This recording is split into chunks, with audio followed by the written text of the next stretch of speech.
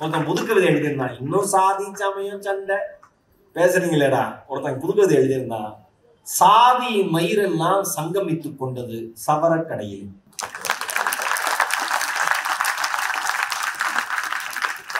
அடிச்சு உடைச்சா பாருங்க, 3 வரி செருப்புகள் அடிச்ச மாதிரி. மனுஷனுக்கு என்ன பிரச்சனைனா, முடியலன்னா கூட எல்லாத்தையும் இழுத்துட்டே போவான். என்னால முடியல உட்காரு மாட்டான், கமா போட்டு போயினே இருப்பான். உடம்புல அவ்வளவு வலி சார், ரெஸ்ட் எடு.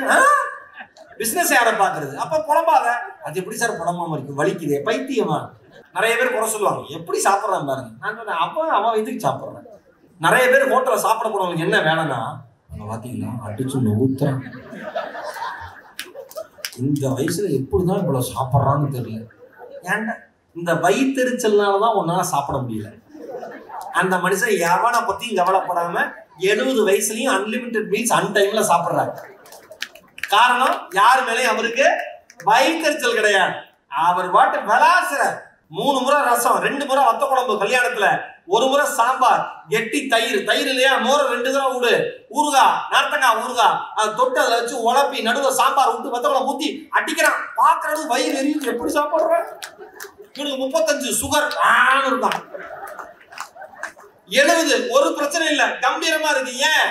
எந்த மனிதன் அடுத்தவர்களை கவனித்துக் கொண்டே இருக்கிறானோ அந்த மனிதனுக்கு மன வியாதி அதிகமாகி கொண்டே இருக்கும்.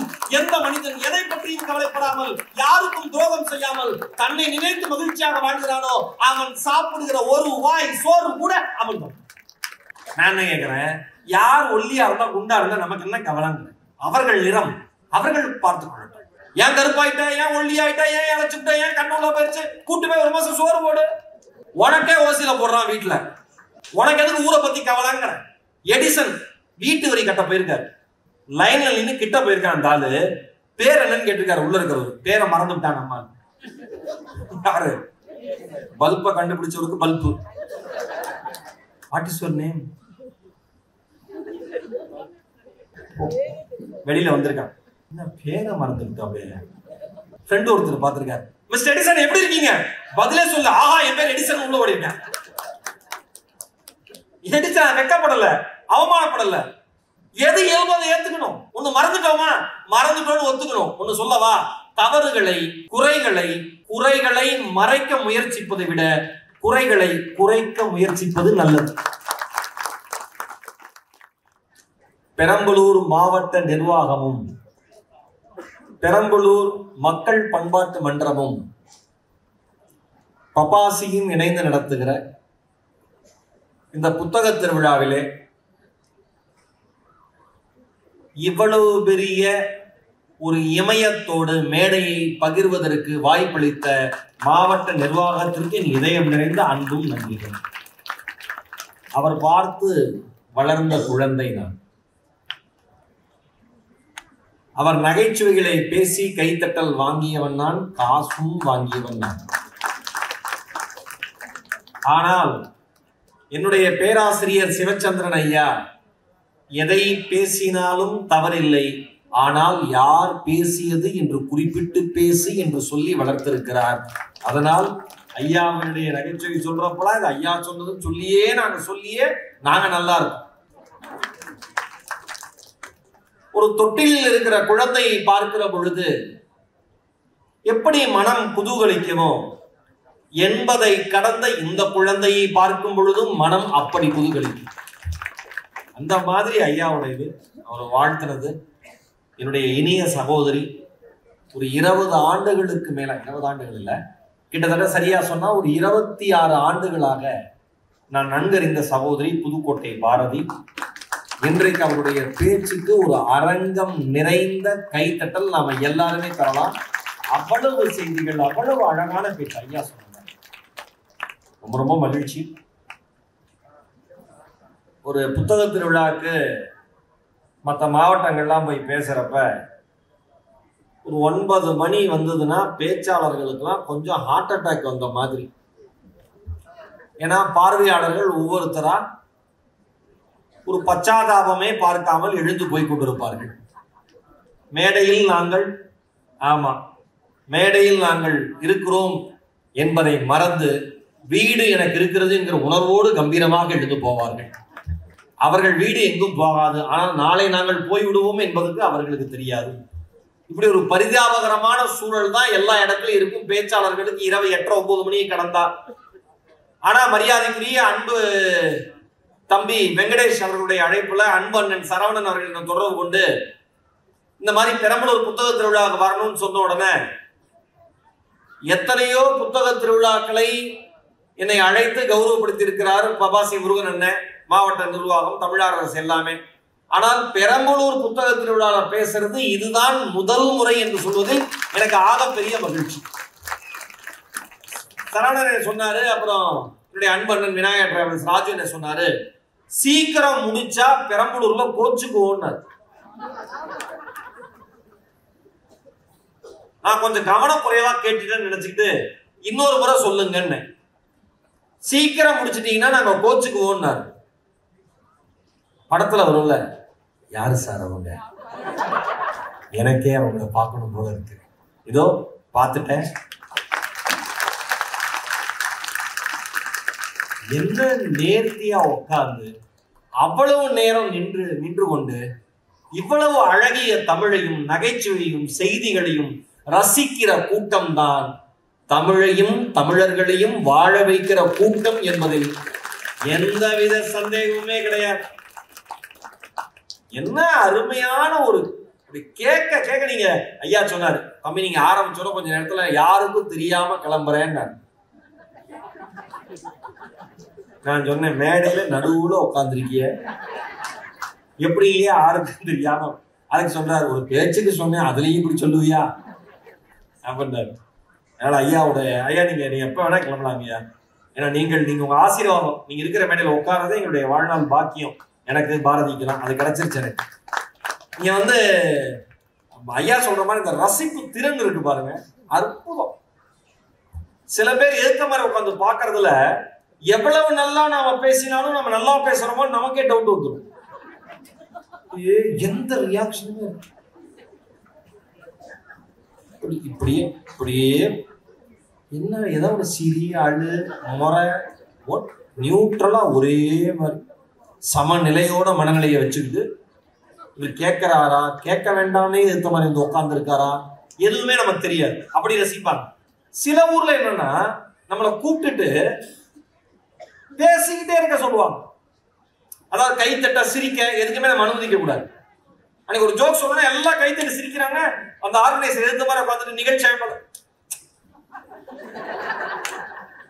சொன்னேன், நல்லா தானே போகுது சார், கேப் விடாத பாபுன்னு பேசலாம், தப்பு இல்ல, கேப் விடாதப்பா தொடர்ந்து பேசினாரு. நான் சொன்னேன், ஐயா கை தட்டுறாங்க அப்படிங்க சிரிப்பானு கை தட்டுவானுங்க, அவனுக்கு பணம் தரானுங்களா நான் தரானா? பக்குன்னு ஆயிடுச்சு. என்ன சொல்றீங்க பேசிட்டே 1 ஹவர்ல 1 செகண்ட் கூட கேப் விடக்கூடாது. நான் என்ன அப்புறம் உண்மையிலேயே அப்படிதான் பேசி முடிச்சேன், பணம் வாங்கணும்ல. அப்பதான் எனக்கு எஸ்பிபி சார் பாடின பாட்டு ஞாபகம் வந்துச்சு, மண்ணில் இந்த காதலனி நீளமும் பொண்ணு தீர் பேசி முடிச்சு பாரு. நல்லா பேசி முடிச்சுட்டு உட்காந்துட்டு அங்கேயே 2 தடவை கேப் விட்டீங்க, அதுக்கு 2000 ரூபாய் பிடிச்சுக்கிறேன். நல்லா ரசிக்கிறான் அந்த தம்பி. உண்மையிலேயே அவ்வளவு அழகா அப்ப இருந்து ஐயா பேச்சுக்கு பாரதி பேச்சுக்கு எவ்வளவு அழகா தம்பி எனக்கு கிடைச்ச வரம்டா நீ. உண்மையிலேயே சொல்றேன், உன்னை மகிழ்ச்சிப்படுத்துகிறது என் பேச்சு என்றால் அதுதான் என் பேச்சுக்கு கிடைத்த ஆஸ்கர் விருதுன்னு நான் நினைக்கிறேன். அப்படி ரசிக்கிறேன், எப்பதான் பேசுறேன். நான் அப்படிதான் எந்திரிச்சு போய் சுத்தி சிரிப்பேன். ஐயா சொன்னார் பாத்தீங்களா, நீங்க இருக்கிறப்ப தப்பா பேச மாட்டேன். அவ்வளவுதான், ஒரு நகைச்சுவை அதோட முடிஞ்சு வச்சு பாருங்க. அதுக்கப்புறம் நான் பேசுறத பத்தி கவலை கிடையாது, இப்ப பேச மாட்டேன். அந்த அதுக்கு எந்திரிச்சு போய் சிரிச்சேன் பாருங்க. அப்படிதான் ரசிக்கணும் சார். ரசனை தான் சார் மனுஷனே, ரசனை தான் நீங்க எப்படி நீங்க சொல்லுங்க, ஒரு மாடு நல்ல பச்சை பசேல்ல புல் இருக்கு, என்ன அருமையான புல் அப்படிங்கம்மா, அது பாட்டு நெஞ்சுக்கிட்டு போகும். ரசனைக்கு சொந்தக்காரர்கள் மனிதர்கள் தான். ஆனா நமக்கு என்ன தெரியுமா பிரச்சனை, பணம் இருந்தாதான் ரசிக்க முடியுங்கிற ஒரு அவல நிலைக்கு வாழ்க்கை நம்மளை கொண்டு வந்துருச்சு.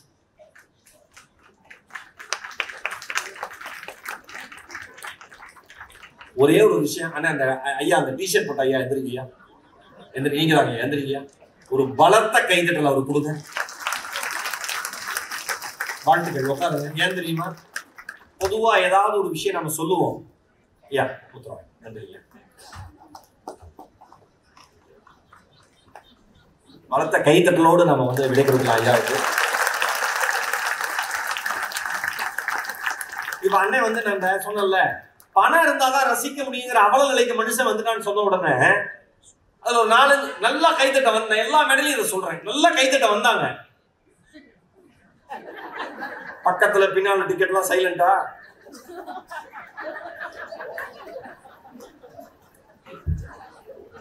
அவர் மட்டும்தான் சத்தமா கை தட்டிக்கிட்டே இருந்தார். ஏன்னா அந்த கருத்து அவருக்கு பிடிச்சிருக்கு. நான் எப்பயுமே சொல்லுவேன், உங்கள் உணர்வுகளை சுத்தி யார் இருந்தாலும் கவலைப்படுத்தாம வெளிப்படுத்த கத்துக்கோங்க. அழணுமா அழணும், சிரிக்கணுமா சிரிக்கணும், கை தட்டணுமா கை தட்டணும், உணர்ச்சி வசப்படணுமா உணர்ச்சி வசப்படணும். ஏன்னா இந்த உலகத்தில் நீங்கள் பிறந்த இந்த வாழ்க்கை நீங்கள் வாழத்தானே தவிர அடுத்தவர்கள் பார்ப்பதற்காக அல்ல. நம்ம பிரச்சனையே அதான். நம்மளுக்கு எல்லாமே ஸ்டார்டிங் ட்ரபிள் தான். நம்ம ஊர்ல எல்லாமே யாராவது ஒருத்தர் ஆரம்பம் 2 பேர் கை நல்லா ஒரு 10 பேர் கை தட்டிட்டாங்கன்னா 1000 பேர் கை தட்டுவாங்க. என்னன்னே தெரியாது. கை தட்டிட்டு என்ன சொன்னாப்ல, ஒரு பையன் அங்க வாசல்ல செல்ஃபி எடுத்துட்டு நீங்க யாருன்னு கேட்டான்.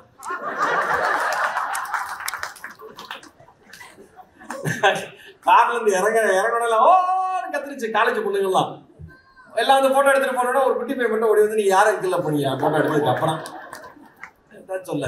இன்னொரு அம்மா சொல்லிச்சு ஒரு புத்தக திருவிழாவில, நல்லா பேசுற டிவில எல்லாம் வரலாம்.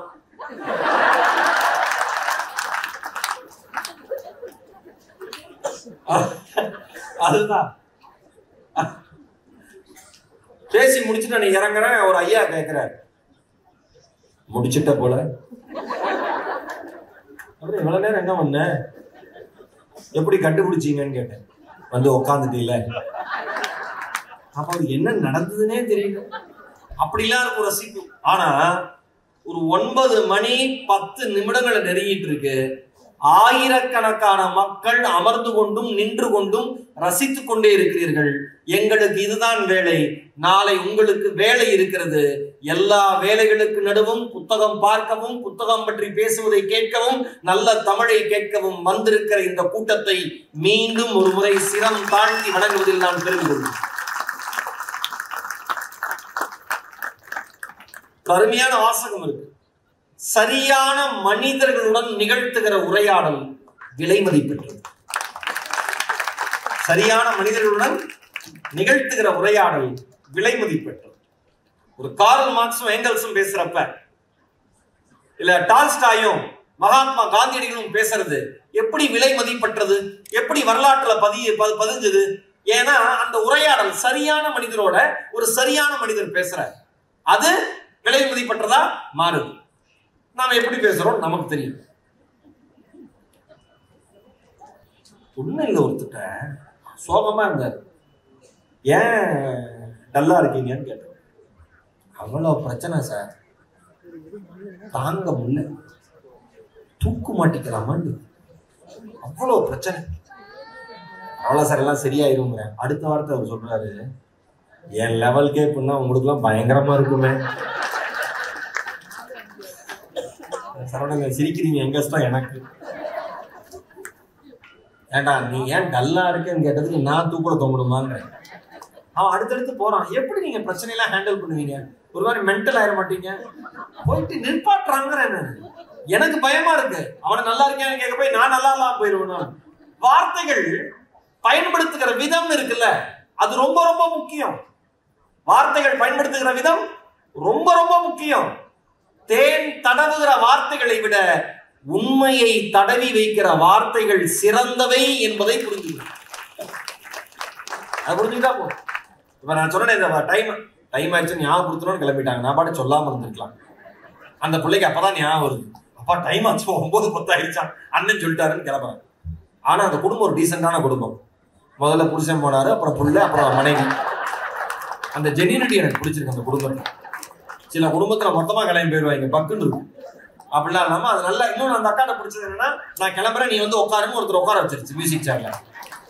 Very good. இப்படி இருங்க பெரம்பலூர். இது எனக்கு பிடிச்சிருக்கு. ஒட்டுமொத்தமா மனசா காயப்படுத்தாம நீங்க பாட்டு தனித்தனியா காயப்படுத்துறது பிடிச்சிருக்கு. இங்க எல்லாமே டைமிங் தான் வாழ்க்கையில, கரெக்டா இல்லையா? எல்லாமே டைமிங் தானே. பிறந்தா என்ன கேட்பான்? பிறந்தோன்னு எத்தனை மணிக்கு குழந்தை பிறந்தது, டைம். அதே குழந்தை நல்லா வாழ்ந்து ஸ்வைன். இப்ப என்ன கேட்பான்? எத்தனை மணிக்கு குழந்தை இறந்ததுன்னு கேட்க மாட்டான். எப்ப செத்தாப்ல, பாடி எப்ப எடுப்பீங்க? சில பேர் அங்கேயும் கேட்பான், சாப்பாடு இருக்குல்ல, பாரதி சொன்ன சாப்பாடு இருக்குல்ல, காப்பியே தரல அதனால கேட்டேன். அவன் செத்துருவான் போல இருக்கு சாப்பிட. 2 இளவா ஆயிடக்கூடாதுன்ட்டு சாப்பாடு கொடுப்பாங்க. சாப்பாடு என்ன எல்லாமே டைமிங். பிறந்தா எத்தனை மணிக்கு பிறந்த அம்மா, செத்தா எத்தனை மணிக்கு செத்த அம்மா. இவ்வளவுதான் வாழ்க்கையே. பிறந்தார் மறைந்தார் 2 வார்த்தைக்குள்ள வாழ்க்கையை அடைக்கிறான். ஆனா அதுக்குள்ளதான் இவ்வளவு ஆட்டமும், அதுக்குள்ளதான் இவ்வளவு ஆட்டம். நான் யார் தெரியுமா? இப்ப நான் யார் தெரியுமாங்கிறது பெரியவங்க எல்லாம் கேட்டா பரவாயில்ல. ஸ்கூல் பசங்க சண்டை போடுறப்பே பேசிக்கிறானுங்க. ஒரு 5வது படிக்கிற பையன் 4வது படிக்கிற பையனோட சண்டை. அவன் சொல்றான், எங்க ஏரியாவுக்கு வந்தேன்னா வேற லெவல் ஆயிடும். என்ன சொல்றான்? நானும் அதே ஏரியா தான், நீ வா. இப்படிதான் பேசிக்கிறாங்களே. சண்டை போடுறது, அதுவும் சத்தமா சண்டை போடுறது ஒரு பெருமை நினைச்சுக்கிறான். நான் ஒன்னே நினைக்கவா, சண்டை போட்டவர்கள் யாரும் வரலாற்றில் நன்றாக வாழ்ந்ததாய் சரித்திரம் இல்லை. சமாதானப்படுத்தியவர்கள் தான் வரலாற்று நாயகங்களாக உயர்ந்திருக்கிறார்கள். அன்புதானே. என்ன தலைப்புன்னு கேட்டோன்னே நான் சொன்னது, தம்பி வெங்கடேஷ் கேட்டோன்னு நான் சொன்னேன், திறந்தே கிடக்குது கதவு.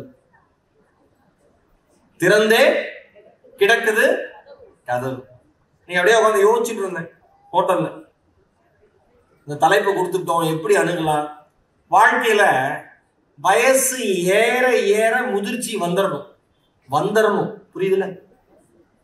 சில பேருக்கு வரவே வராது. அதனாலதான் நான் எங்கேயோ ஒரு இடத்துல படிச்சேன், முதுமை என்பது வேறு, முதிர்ச்சி என்பது வேறு. முதுமை என்பது வேறு, முதிர்ச்சி என்பது வேறு. எது முதுமை? வயசாயிட்டே போறது. எது முதிர்ச்சி? அப்பா அம்மா கஷ்டப்படுறாங்கன்னு விருதுநகர்ல பரோட்டா கடையில வேலை பார்த்துக்கிட்டே 12th 95% எடுத்து அம்மா அப்பாக்கான காசையும் கொடுத்து அவனுடைய வாழ்க்கையை பார்த்துக்கிறான்ல, அது முதிர்ச்சி. காலையில வீடா பரமூர்ல பேப்பர் போட்டுட்டு மறுபடியும் காலேஜ் போயிட்டு மறுபடியும் வந்துட்டு ஒரு ஆன்லைன் ஃபுட் டெலிவரி வேலைக்கு போறான்ல, அது முதிர்ச்சி. எது முதிர்ச்சி இல்ல? 75 வயசானதுக்கு அப்புறம் என் பொண்டாட்டி சமைச்சாதான் துண்ணுவேன் அப்படின்னு ஒருத்தர் வீராப்பா உட்கார்ந்து இருக்காருல, அது பேரு அயற்சி.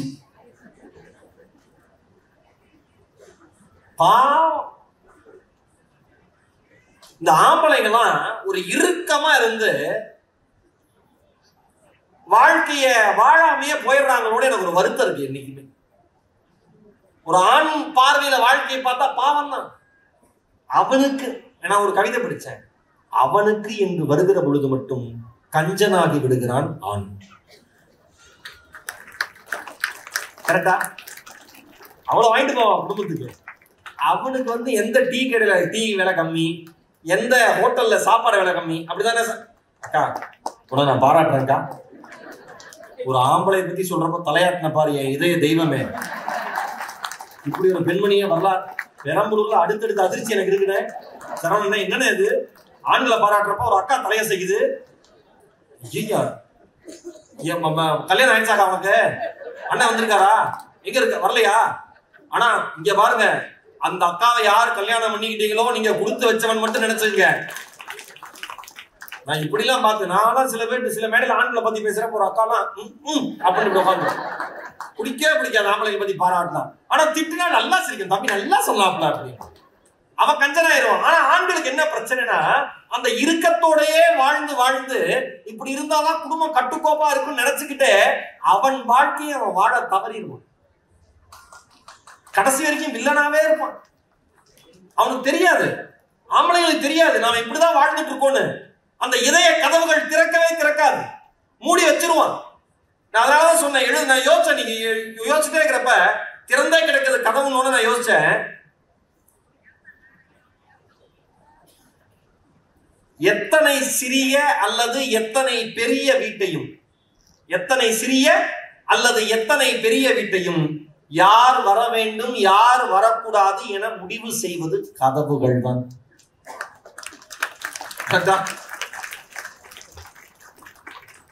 கதவுகளின் அளவுகள் மாறலாம், ஆனால் தன்மைகள் மாறாது.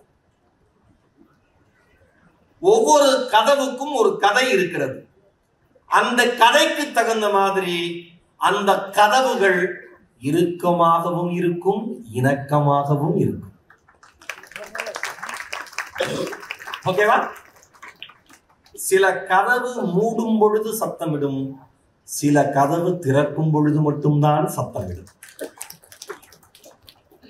சில கதவு உடைக்கப்பட்டிருக்கும், சில கதவுகளில் ஒட்டடை படிந்திருக்கும், சில கதவுகளில் வார்த்தைகள் எழுதப்பட்டிருக்கும், சில கதவுகளுக்கு தாழ்பாலே இருக்காது. சில ஒற்றை கதவுகளும் இங்கே உண்டு, சில இரட்டை கதவுகளும் இங்கே உண்டு. எல்லா கதவுகளுக்கும் ஒரே மாதிரியான மரியாதை இல்லை.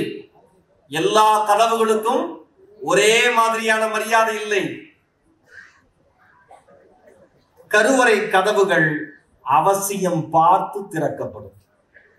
கருவறை கதவுகள் அவசியம் பார்த்து திறக்கப்படும். கழிவறை கதவுகள் அவசரத்தில் திறக்கப்படும்.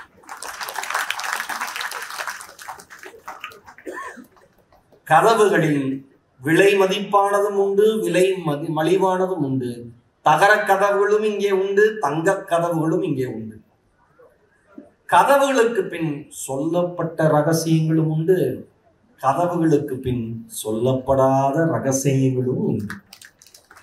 சில கதவுகளின் கைப்பிடிகளில் கண்ணீர் துளிகள் படிந்திருக்கும். என்னமா ரசிக்கிறீங்க? அம்மா தாயே, பெரம்பலூர் என்னையா உங்களை லவ் பண்ண வச்சிருக்கீங்க போல இருக்கு எல்லாரும். சில கதவுகளின் கைப்பிடிகளில் கண்ணீர் துளிகள் படிந்திருக்கும். அந்த கண்ணீர் துளிகளுக்கு ஏதோ ஓர் ஆண்மகனின் வெட்டி வீரம் நியாயமாய் படிந்திருக்கும். அழைப்பிற்கு திறக்கும் கதவுகளும் இங்கே உண்டு. அழைப்பிற்கு திறக்கும் கதவுகளும் இங்கே உண்டு. அழைப்பிற்கு திறக்காத கதவுகளும் இங்கே உண்டு. கடவுள் உருவம் பதிக்கப்பட்ட கதவுகளில், கடவுள் உருவம் பதிக்கப்பட்ட கதவுகளில் உள்ளே மிருகங்கள் வாழ்வதும் உண்டு.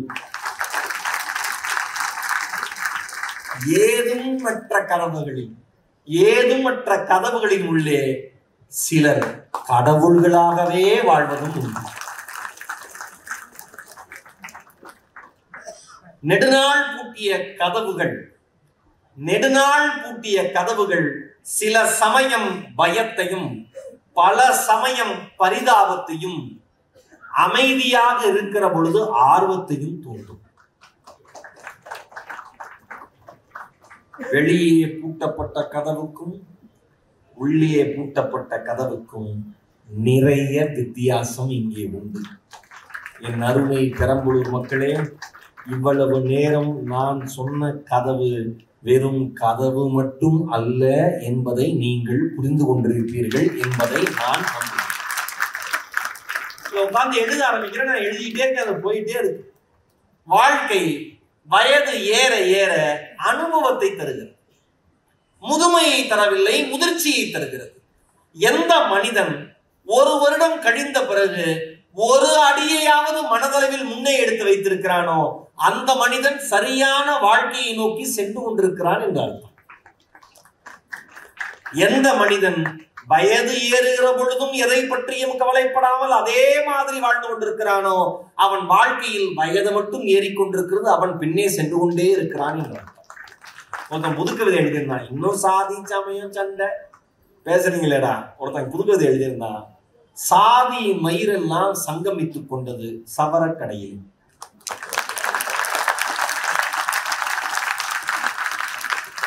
அடிச்சு உடைச்ச மாதிரி மூணே வரி செருப்புகள் அடிச்ச மாதிரி. கை கொடுத்து என்கிட்ட நல்லா பேசுறீங்க தம்பி, அட்டகாசமா பேசுறீங்க, பல வருஷமா பாக்குறேன். எந்த ஊர்? அதான் ஈரோடு மகேஷ்னு இருக்க. இல்ல அது கேட்கல, பிறந்த ஊர் அப்படின்னு சமாளிக்கிறது தெரியாம கேட்டுட்டு. ஈரோடு தான். ஈரோட்ல நீங்க அவங்களா இல்ல, இவங்களா இல்ல, அப்புறம் எதுங்க? நான் வானத்திலிருந்து வந்தவங்க. ஒரு நாள் நைட்டு திடீர்னு குதிச்சாங்க எங்க அம்மா அப்பாவோட.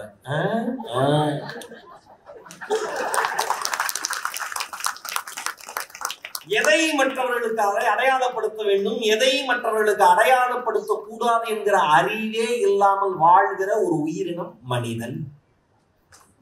அவனுக்குதான் பகுத்தறிவு, பகுத்து அறிவானம். நல்லா அறிகிறானே பகுத்து. நீ என்ன நான் என்ன, வாழ்க்கை எதுவா? அடிச்சு நோத்திட்டு போனாங்களே கவிதையில, 3 வரையில சொல்லிட்டு போயிட்டானே. சாதி மயிர் எல்லாம் சங்கமித்துக் கொண்டன சவர கடையிலேன்னு எவ்வளவு வெறுப்பு இருந்தா எழுதியிருப்பான் அந்த கவிங்க. யோசிச்சு பாருங்க. ஏன் நம்ம ஒரு முதிர்ச்சியை நோக்கி நம்ம போகல? ஏன்னா நம்ம கதவுகள் அவ்வளவு இறுக்கமா நம்ம என்ன வச்சிருக்கோம்? நம்ம கதவுகளை இறுக்கமா இருக்குன்னு நாமளே நினைச்சுக்கிறோம். 75 வயசு ஆகியும் மனைவிதான் சமைக்கணுமா? அந்த அம்மாவுக்கு இவருக்கு ரிட்டையர்மெண்ட் எப்ப? 58 60 தெளிவு. இவருக்கு பே கமிஷன் வேணும், போராட்டம், பே கமிஷன் ரைட்டு. இவருக்கு சாட்டர்டே சண்டே லீவு வேணும், ரைட்டு.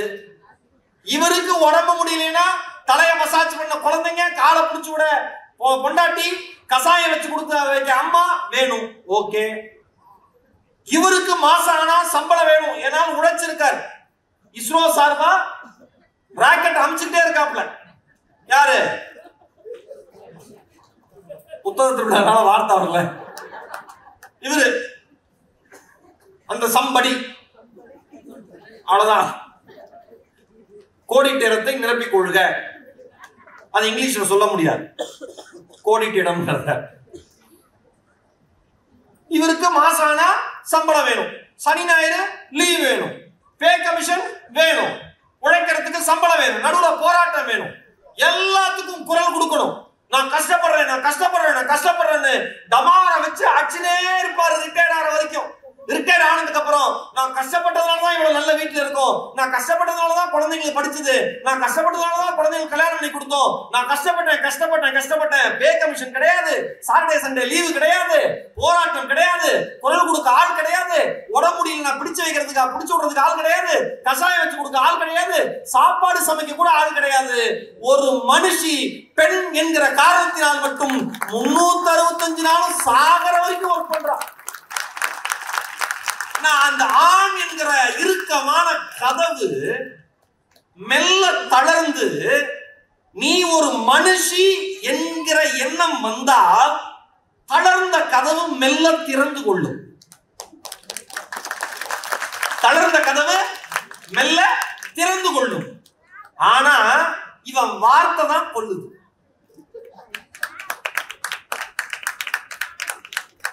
ஊர்ல மத்தவங்க பண்ணாதையா நீ பண்ணிட்ட, மனைவிட்ட கேட்கறான். யார் சமைக்கிற? நீ சமைக்கிறங்கிற. இப்ப அந்த அம்மா கேக்குது, எவன் சம்பாதிக்கல? நீ சம்பாதிச்சங்கிற, எவன் சம்பாதிக்கல? எங்க கொண்டு போய் மூஞ்ச வச்சுக்க?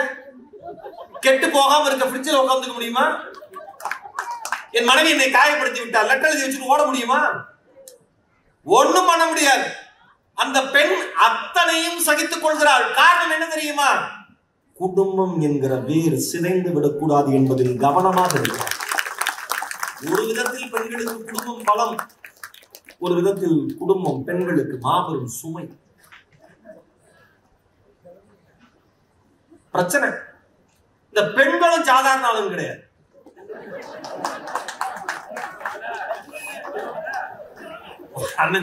அங்க வாயா பஸ் தூக்கிட்டு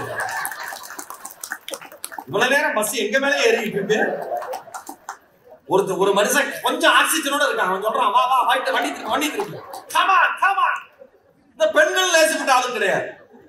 நான் தான் சமைப்பேன், நான் கேஸ் அடுப்ப பத்த வச்சா மட்டும்தான் எரியும். என் மருமகள் பத்த வச்சா வெடிக்கும்.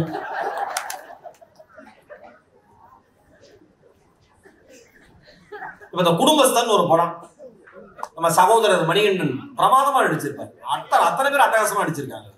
அதுல அம்மா சமைக்கும், ஒய்ஃபும் சமைப்பா, ஆனா ஒரே ஆள் சாப்பிடணும். இப்ப நல்லா சமைக்கிற வீடா இருந்தா பரவாயில்ல பாரு, ரெண்டும் சுமாரா சமைச்சா அவன் என்ன பண்ணுவான்? இவங்களது இதுல என்னன்னா,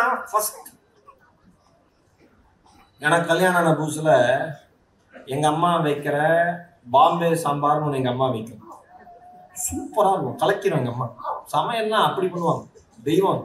அப்படியே இட்லிக்கு அந்த பாம்பே சாம்பார் உள்ள கலந்து அப்படியே அந்த சின்ன வெங்காயத்தோட எடுத்து வாழ்க்கையில போட்டோம்னா அப்பயே செத்தாலும் சொர்க்கம். அவ்வளவு அட்டகாசமா இருக்கும்.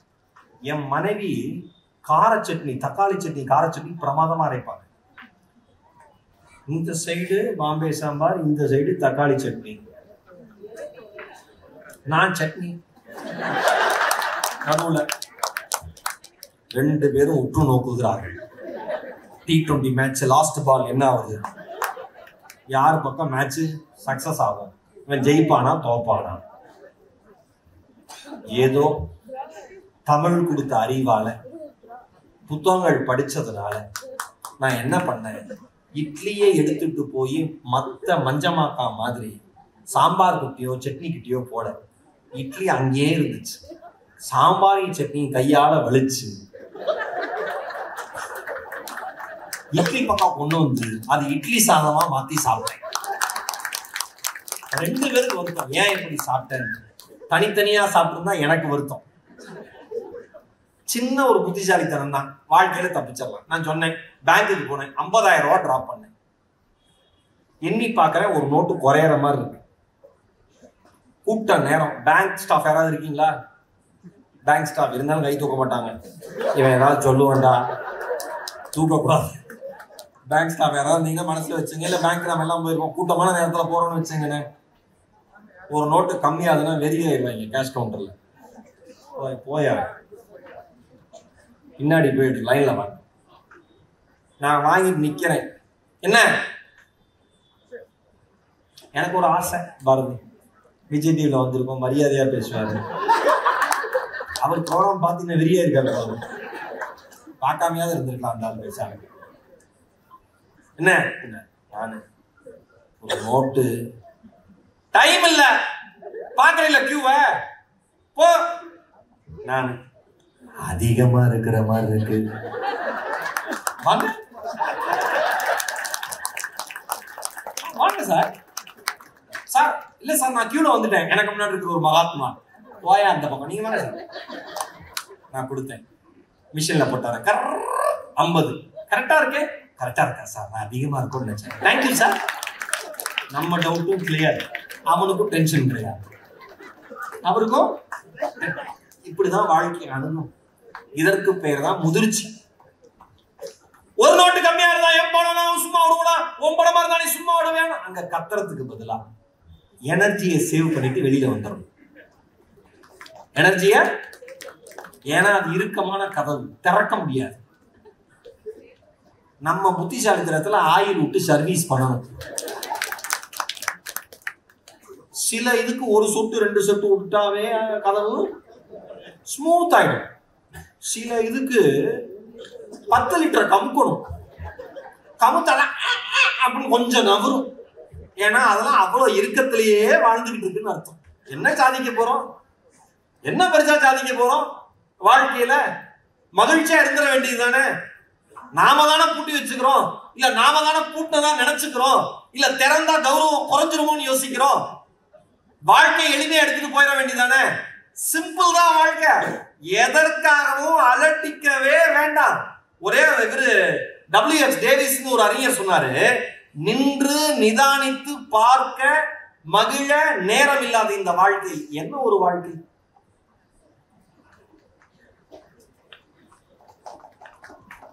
கடல் பார்ப்பதும், குயில் பார்ப்பதும், ரயில் பார்ப்பதும், வானம் பார்ப்பதும், காணாமல் போனது பிழைப்பை பார்ப்பதில்லைன்னு ஒரு கவிதை இருக்கு.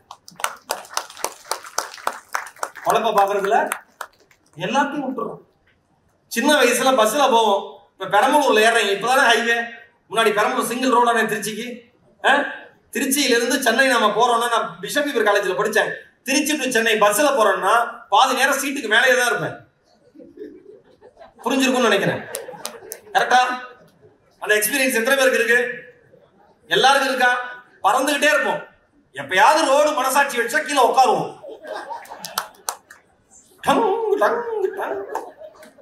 வயசானவங்கள உட்காந்துட்டா எல்லாத்தையும் திட்டுவாங்க. உருப்பட மாட்டான் டிரைவர், எப்படி ஓட்டுறான், டிரைவருக்கு என்ன ஆசையா குளிர் விட்டு எடுக்கணும்னு. அப்புறம் இறங்குறப்ப இறங்கி சட்டை அப்படி உதறணும்னு வச்சுங்களேன், அப்படியே நம் மண்ணின் மனம் வீசும். புரிஞ்சிருக்கும்னு நினைக்கிறேன். அப்படிதான் இருக்கும்.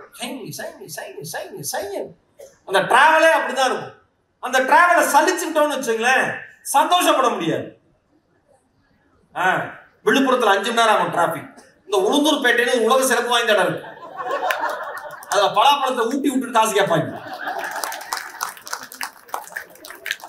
மதுரமல்லி மடிவெளி இருப்பார்ல, அதோட இன்ஸ்பிரேஷன்ல அங்கதான். கவலையப்பட மாட்டேன். அந்த பஸ் ஸ்டாண்ட் உள்ள வெளில வர பஸ் மறுபடியும் உள்ளே போயிடும். அவ்வளவு குழப்பமா இருக்கும் இடம். இந்த டிரான்ஸ்போர்டேஷன் சரியாகிற வரைக்கும் எவ்வளவு பிரச்சனை. நீங்க பிரச்சனையா பாத்தீங்கன்னா பிரச்சனை மட்டும்தான் கண்களுக்கு தெரியும். ஆனா அதுல நடக்கிற நகைச்சுவை பாத்தீங்கன்னு வச்சுங்களேன், அவ்வளவு சந்தோஷமா இருக்கும். ஒரு பேருந்து பயணத்தை நாம ரசிச்சது போய் இன்னைக்கு பேருந்து 1 நிமிஷம் 5 நிமிஷம் லேட் ஆனாலே டென்ஷன் ஆகும். வரல யாரு துரை ஒரே ஒரு நாள் வந்திருக்காரு 5 நிமிஷம் முன்னாடி பஸ் ஸ்டாப். இல்லைன்னா வருவான், வா வருவான், கை சாப்பு வச்சா. அழகு தங்கங்களை எப்படி சிரிக்கிறீங்க எல்லாம். இப்படி வருவான் வேகமா. ஒரு நாள் 5 நிமிஷம் முன்னாடி வந்துட்டான். அதிசயமா தூக்கம் வரல, முன்னாடி செருப்பால் அடிச்சது, ஏதோ ஒரு காரணம் வந்துட்டான். 5 நிமிஷம் முன்னாடி வந்துட்டு 9 o'clock ஷார்ப்பா வரணும் சார். வஸ்ட் இந்தியாவில் இருக்கவே எனக்கு பிடிக்கல. ஏன்னா இங்கிலாந்து கவர்மெண்ட் கூப்பிட்டு இருக்கு, நீ வந்துரு. அமெரிக்கா வந்து விசா போட்டு, கோல்டன் விசா போட்டு எப்ப வேணா வந்துட்டு போ. நானே ட்ரம்ப் கடிதம் எழுதியிருக்காரு, நீ எப்பொழுது வந்தாலும் நானே பயணத்தொகை இருக்கிறேன்னு அந்தாலே வரட்டி விட்டு இருக்காரு. எப்பொழுது வந்தாலும் பயணத்தொகை தருகிறேன் வா அப்படின்னு அவங்க கூப்பிடுறாங்க. மற்ற உலக நாடுகள்லாம் இவருக்கு சிகப்பு கம்பளம் வரவேற்ற வாங்க வாங்கன்னு வரவேற்க காத்திருக்கு. பக்கத்து வீட்டுல இருக்கிறவங்க தெரியாது, இவனை பக்கத்து வீட்டுல இருக்கிறவங்க தெரியாது யாரு. ஆனா இவன் சார் நான் சொல்றேன் பாருங்களேன், இந்தியால உருப்படாது. என்ன நீ கொடுக்குற 5 ரூபா 50 விசா டிக்கெட்டுக்கா? யோசிச்சு பாருங்க. நான் என்ன சொல்றேன், உங்களுக்கு ஒரு பிரச்சனை வரப்ப இந்த உலகத்தை சபிக்கிறோம், திட்டுறோம், போக்குவரத்து துறையே சரியில்லைங்கிறோம், எல்லாம் பண்றோம். ஆனா இவரு அதே ஆள், அதே வாய், அதே நாக்கு. அடுத்த நாள் 2 நிமிஷம் லேட்டா வந்துருச்சு, பஸ் கிளம்பிருச்சு. இப்ப ஒஸ்ட் சிஸ்டம் சார். நேற்று 9:05 வந்தான்னு சொல்லிட்டு நீங்க 9:02 வந்தேன், இன்னைக்கு 9க்கு போயிருக்காங்க. How can I manage sir? எப்படி என்னால சமாளிக்க முடியும்? அதுக்கப்புறம் நான் என்ன பண்ணேன்னா, சென்னையில பக்கத்து பஸ் ஸ்டாப் போயிட்டேன். பரவாயில்ல, தொல்லை தாங்க முடியல, டெய்லி இவனை பாக்குறதே எனக்கு பக்குன்னு இருக்கேன்னு. ஏன் இந்த மாதிரி டென்ஷனான ஆளுங்கிட்ட போய் வாழணும்? சிம்பிளான வாழ்க்கை, ரொம்ப ரொம்ப எளிமையான வாழ்க்கை. ஆனா அந்த எளிமையான வாழ்க்கைய நம்ம எவ்வளவு தூரம் கெடுத்துக்கிறோங்கிறது தான் இருக்கு. இவரு வேங்கடம்னு ஒருத்தர் இதற்கா இத்தனை ஓட்டம்னு ஒரு புத்தகம், நான் நடுவில் புத்தகத்தோட பேர்லாம் சொல்றேன், விருப்பம் இருக்கிறவங்க போய் தேடி படிக்கலாம்னு வச்சுக்கோங்களேன். விஜயா பதிப்பகம்னு நினைக்கிறேன். இதற்கா இத்தனை ஓட்டம், நல்லா ஆன்மீக சம்பந்தப்பட்ட, ஸ்பிரிச்சுவல் சம்பந்தப்பட்ட நிறைய விஷயங்கள் இருக்கு, வாழ்க்கையை பத்தி சொல்றது. அது அவர் சொல்றாரு, ஒரு இசையை இசைக்கும் பொழுதோ, நடனம் ஆடும் பொழுதோ, ஒரு விளையாட்டை விளையாடும் பொழுதோ, அந்த செய்கை தான் வாழ்க்கைக்கான அர்த்தத்தை தருகிறது. அந்த செய்கை தான். நீ மியூசிக் பண்றியா, பாடுறியா, அது வாழ்க்கைக்கான அர்த்தம். விளையாடுறியா, அது வாழ்க்கைக்கான அர்த்தம். ஸ்விம்மிங் பண்றியா, நீச்சல் அடிக்கிறியா, அது வாழ்க்கைக்கான அர்த்தம். அதுதான் வாழ்க்கைக்கான அர்த்தத்தை கொடுக்கிறதே தவிர வாழ்க்கைக்கென்று ஒரு தனிப்பட்ட அர்த்தம் இருப்பதாக எனக்கு தெரியவில்லை. எவ்வளவு அழகான வாக்கியம். வாழ்க்கைக்கு என்ன தனிப்பட்ட அர்த்தம்? ஒண்ணுமே இல்லையே. ஒரு குழந்தைங்களை பாருங்க, சந்தோஷமா இருக்கும். அந்த பையன் உட்காந்துருக்கான் சிஸ்டர் பக்கத்துல, இப்படி போட்டுக்கிட்டு உட்காந்துருக்கேன் பாருங்க ஒரு பையன் 3வது ரோல. அவனுக்கு இது புத்தக திருவிழா, நான் ஈரோடு மகேஷ், நான் டிவில தான் வந்திருக்கேன், ஒன்னும் தெரியாது, ஹாப்பியா இருக்கான். அவன் ஏன் ஹாப்பியா இருக்கான்? இன்னும் வீட்டுக்கு போல, சந்தோஷமா இன்னும் வீட்டுக்கு போகல, சந்தோஷமா இருக்கேன், அவ்வளவுதான். அவனுக்கு என்ன ஏதாவது பொம்பளை பிள்ளையா ஆம்பளை பிள்ளையா தெரியல, ஃபுல்லா மூடி கிடக்கு, பரவாயில்ல. அவனுக்கு ஏதாவது கொடுக்குறாங்க, அது வரை சாப்பிட்டு அப்படியே ஜாலியா கிடக்கு. முடியாதப்ப என்ன பண்ணும்? முடியாதப்ப என்ன சார் பண்ணும்? தொந்தரவு பண்ணும், அழுவும். ஒரு குழந்தை மனப்பான்மையில் நீங்கள் வாழ்க்கையை அணுகினால் வாழ்க்கை எப்பொழுதும் வரமாகவே. மனுஷனுக்கு என்ன பிரச்சனைனா, முடியலன்னா கூட எல்லாத்தையும் இழுத்துட்டே போவான். என்னால முடியல, உட்காரு மாட்டான், கமா போட்டு போயினே இருப்பான். உடம்புல அவ்வளவு வலி சார், ரெஸ்ட் எடு. பிசினஸ் யாரை பாக்குறது? அப்ப புலம்பாத. அது எப்படி சார் புலம்பாம இருக்கு? வலிக்குதே, பைத்தியமா? கரெக்ட் தானே? எஸ் நோ, இது 2 தானே சார் வாழ்க்கையில் இருக்கணும். அது எப்படி எஸ்ஸுக்கும் நோக்கும் நடுவுல இருப்ப? வாழ்க்கையில ஒன்னா ஆமான்னு சொல்லு, இல்லைன்னா இல்லைன்னு சொல்லு. 2த்துக்கு நடுவுல எப்படி இருக்க முடியும் வாழ்க்கையில? அப்படியே போறது வர்றது என்ன வாழ்க்கை? சலிச்சுக்கிறது கிடையவே கிடையாது. ஒரு குழந்தை மனப்பான்மையில நீங்க இருங்க, அதுதான் வாழ்க்கைய மிகப்பெரிய வரமா மாத்தோம். இன்னைக்கு மயிலாடுதுறையில ஒரு பள்ளி நிகழ்ச்சி முடிச்சுட்டு நான் வரேன். இந்த வைத்தீஸ்வரன் கோயில் தாண்டி அந்த பைபாஸ் ஏறுது, அழகா அருமையா போட்டுருக்காங்க. பைபாஸ்லாம் சூப்பரா இருக்கு. அந்த பைபாஸ் ஏறுது, அதை ஏறி கொஞ்சம் தூரம் கார் வந்து பாக்குறேன். அந்த ஊசி பாசி மணி விற்கிறவங்க, அந்த அந்த அந்த குடும்பம், அந்த சகோதரி குடும்பம், கணவன் மனைவி 2 குழந்தைங்க, டிவிஎஸ் எக்ஸல் பைக்கு, பழைய பைக்கு, வண்டி நிறைய ஜாமான். அந்த ஜாமானுக்கு மேல அந்த குழந்தை உட்கார்ந்துருக்கு. எப்படி? நான் தாண்டா ஐவேஸே போட்டேன். டேய், அப்படியே காத்தடிக்குது. குளிக்காத அழுக்கு படிந்த முகத்திற்குள் தெய்வ கலை தெரிந்து கொண்டிருக்கிறது. ஏன் வாழ்க்கைய அவ்வளவு சிறப்பா அனுபவிக்குது? ரொம்ப நன்றின்னு. வாங்க, இதெல்லாம் ரொம்ப க்ளோஸ். எனக்கு எங்க பேசுறாலும் நேரம் மேடைக்கு வந்து போன் பண்றேன்னு போயிடுவாரு. அந்த கவலையப்பட மாட்டான். இந்த இதான் மனுஷன், இவருக்கு அது கை தட்டணுங்கிறேன். இப்ப எதை பத்தியா கவலையா? எனக்கு என்ன பயம்னா, இவர் என்ன பயம், இவர் நினைச்சு என்ன பயப்படுவேன். விஜய் டிவி ஷூட்டிங் நடக்கிறப்ப வந்துருவாரோன்னு பயப்படுவேன். கேமரா ஆன் இருக்கிறப்ப நடுவில் வந்து என்ன சார் எப்படி இருக்கீங்கன்னு கேட்டாங்கன்னா உங்களால எனக்கு வேலை போயிடும். ஏதோ சார் சில பேர் இப்படி இருப்பாங்க, நமக்கு கடுப்பா இருக்கும். நம்மளை சுத்தி இப்படி வெகுளித்தனமா சில பேர் இருப்பாங்களே, நமக்கு கடுப்பா இருக்கும். நீங்க எவ்வளவு திட்டாலும் கவலையப்பட மாட்டாங்க. அந்த குழந்தை மனப்பான்மை அவர்கள் கொல்லாமல் வைத்திருக்கிறார். உங்களுக்குள்ள இருக்கிற குழந்தைய நீங்க கொன்றவே கூடாது. மிகப்பெரிய ஆளா இருக்கலாம் சார், அல்பத்தனமான ஆசையில தான் மனுஷன் உசிரியா வாழும். இங்க இருக்கிற எல்லாருக்கும் பெரிய பெரிய ஆசை இருக்கும், அது உங்களுக்கு சந்தோஷம் இல்ல. அல்பத்தனமான ஆசை தான் சந்தோஷம். எவனா தூங்கிட்டு இருக்கிறப்ப மூக்குக்குள்ள ஏதாவது ஓடுறது, பிடிக்காதவனை கொட்டி விட்டுட்டு ஓடுறது. சின்ன வயசுல பொம்பளை பிள்ளைங்க நல்லா மணல் சிற்பம் அப்படி பண்ணிருக்கு, மலை மாதிரி. இந்த ஆம்பளை பசங்க அவர்களுக்கு ஆக்கி பழக்கமே இல்லை, அழிச்சுதான் பழக்கம். நல்லா அழகா கோயில் மாதிரி கட்டின கோபுரத்தை நீச்சிட்டு ஓடுவான், மூச்சிட்டு ஓடி சிரிப்பான் சிரிப்பான். தலையில இருந்து ரிப்பனை உழுவுறது. இந்த மாதிரி நீங்க அந்த பையன் வளர்ந்ததுக்கு அப்புறம் மாறிடுவான்னு நினைக்கிறீங்க? அவனுக்கு இன்னும் யார் தலையில ரிப்பனை உருவலான்னே இருக்கும். பொண்டாட்டி தலையில இருந்து உருவுனா தலையே போயிடும். அடுத்த பொம்பளை தலையில இருந்து ரிப்பனை உருவுனா மானம் போயிடும். இவர் ரிப்பனை உருவாமையே வாழ்க்கையில ஏங்கி செத்துருவான்.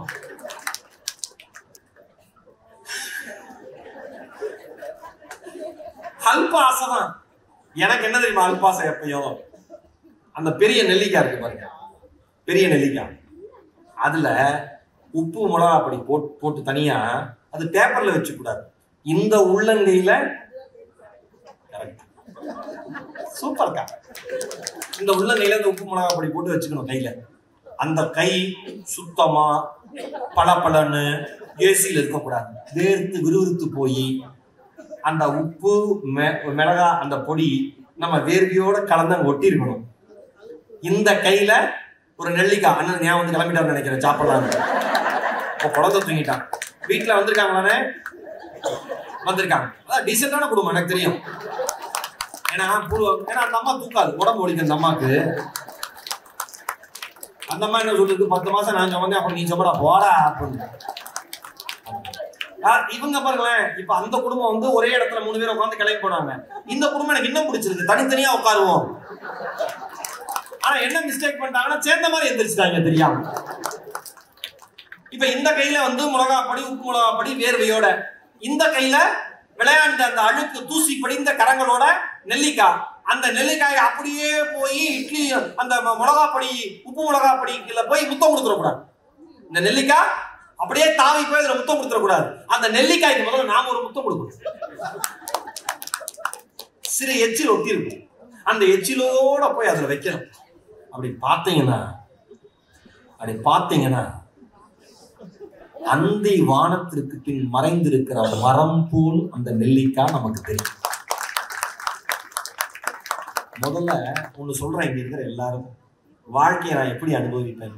முதல்ல சாப்பாட்டை கண்களால சாப்பிடணும், அப்புறம் தான் கையில் எடுத்து வாய்க்குள்ள போடணும். சில பேர் ஜேசிபி மிஷின் மாதிரி அள்ளி போடலாம், வாங்கிடுவாங்க. அப்புறம் அந்த அம்மா எப்படி சமைக்கும்? மண்ணு மாதிரி தான் சமைக்கும்.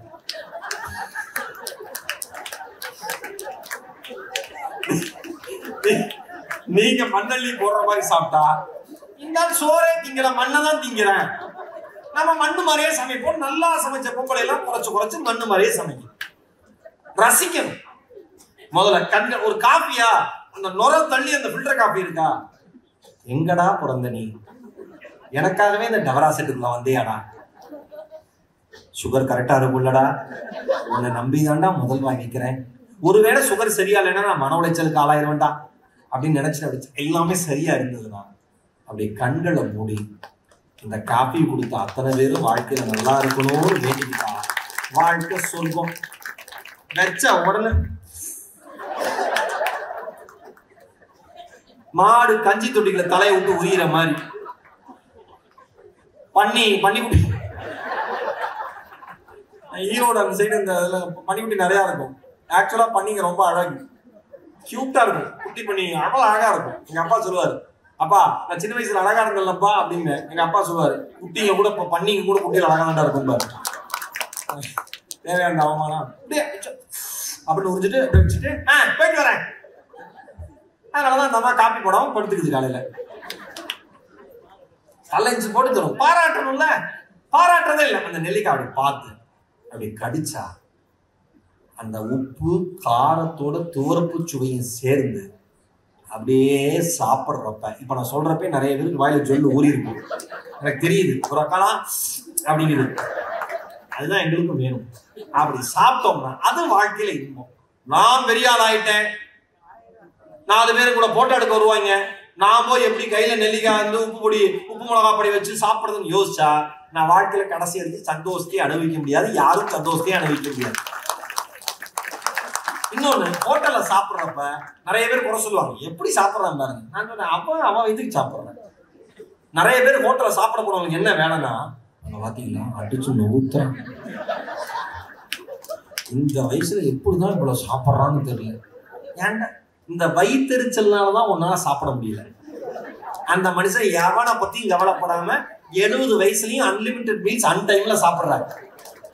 காரணம் யாரு மேலேயும் அவருக்கு வயிற்றுச்சல் கிடையாது. அவர் பாட்டு விளாசுற 3 முறை ரசம், 2 முறை வத்த குழம்பு கல்யாணத்துல, 1 முறை சாம்பார், எட்டி தயிர் இல்லையா, மோர 2 தடவை விடு, ஊறுகாய் நார்த்தங்காய் ஊறுகாய் அதை தொட்டு அதில் வச்சு உழப்பி நடுவ சாம்பார் விட்டு வத்த குழம்பு ஊத்தி அடிக்கிறான். பாக்குறது வயிறு எரியும், எப்படி சாப்பிடுற? இவனுக்கு 35 சுகர் இருக்கான். 70 ஒரு பிரச்சனை இல்ல, கம்பீரமா இருக்கு. ஏன்? எந்த மனிதன் அடுத்தவர்களை கவனித்துக் கொண்டே இருக்கிறானோ அந்த மனிதனுக்கு மன வியாதி அதிகமாகி கொண்டே இருக்கும். எந்த மனிதன் எதை பற்றியும் கவலைப்படாமல் யாருக்கும் துரோகம் செய்யாமல் தன்னை நினைத்து மகிழ்ச்சியாக வாழ்கிறானோ அவன் சாப்பிடுகிற ஒரு வாய் சோறு கூட அமிர்தம். கவலை அடுத்தவன் என்ன அடுத்தவன் என்ன அடுத்தவன் என்ன அடுத்தவன் என்ன. வீடு கிராமரேசன் வச்சு ஒருத்தர் கூப்பிட்டா அவன் சொல்றான், கவனிச்சீங்களா பத்திரம் எல்லாம் கரெக்டா இருக்காங்கிறான். ஏன்னா காலை வச்சோன்னையுமாடா வுட் ஒர்க் பண்ணிருக்குங்கிற பார்த்து கரையா வந்துட போதுங்கிறான். டாய்லெட் விட்டு போய் இது பாப்பாக்காக இந்த மாதிரி பண்ணேன் டிசைன்ல அப்படிங்கிற தண்ணி வரும்ல, நல்லதே வராது கடைசி வரைக்கும். சில பேருக்கு நல்லதே தெரியாது. அவ்வளவு இறுக்கமா மனசை வச்சு நம்ம என்ன சாதிக்க போறோம்? நான் இவரு ஆஸ்கர் வைல்ட் சொன்னாரு, மனிதர்கள் 2 காரணங்களால் கஷ்டப்படுகிறார்கள். மனிதர்கள் 2 காரணங்களினால் கஷ்டப்படுகிறார்கள். ஒன்று விரும்பியது கிடைத்ததால், மற்றொன்று விரும்பியது கிடைக்காததால். விரும்பியது கிடைச்சாலும் பிரச்சனை. உதாரணம் கல்யாணம், ரெண்டுத்துக்கும் போகும்.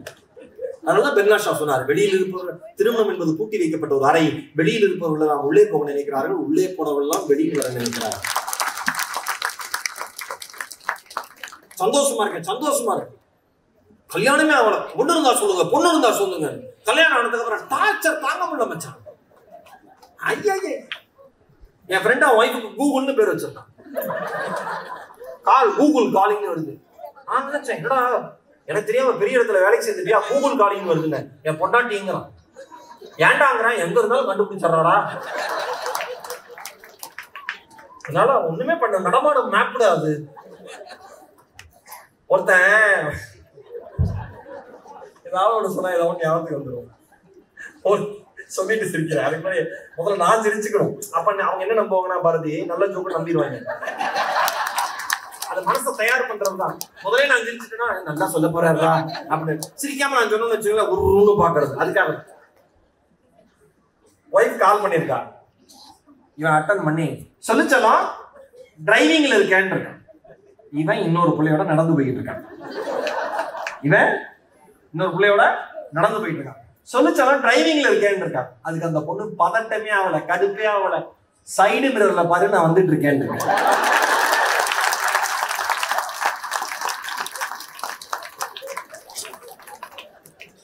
கதம் முடிஞ்சது. இல்லைனாலும் முடிச்சுட்டு தான் அடுத்த வேலைக்கு பார்ப்பேன். விரும்பியது என்னோட தம்பி, என்னுடைய ஓட்டுநர் பன்னீர்செல்வம் இருக்காரு, என்னுடைய சாரதி. நாங்கள் வண்டி வாங்குறப்ப நான் என்ன பண்ணுவோம்னா, கார் வாங்குறப்ப ஃபர்ஸ்ட் ஒரு கோடு நானே போட்டுருவேன். அவ்வளோ காசு கொடுத்து வாங்கிட்டு ஏன் அடுத்தவன் கோடு போடணும்?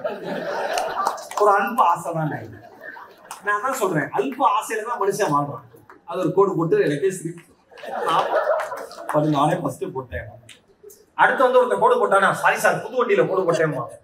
என் கௌரவம் இல்ல அது முன்னாடியே நடந்துருச்சு. ஓகே, விரும்பு நல்ல கார்ல போகணும்னு ஆசைப்பட்டு வாங்குறான். ஓகே, அவர் ஆஸ்கர் வைல்ட் சொன்ன மாதிரி 2 விதத்துல கஷ்டப்படுறான். விரும்பியது கிடைச்சாலும் கஷ்டப்படுறான், விரும்பியது கார் வாங்கல கஷ்டப்படுறான்.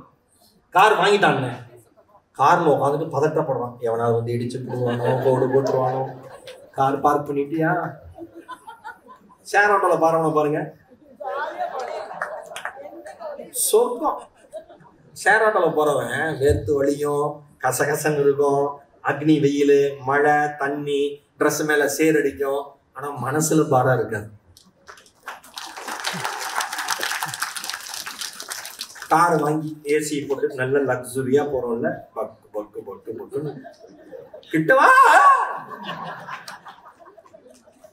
ஆட்டோல போறவன் பக்கத்துல பென்ஸ்ல போறவனை பார்த்து சொல்றான்,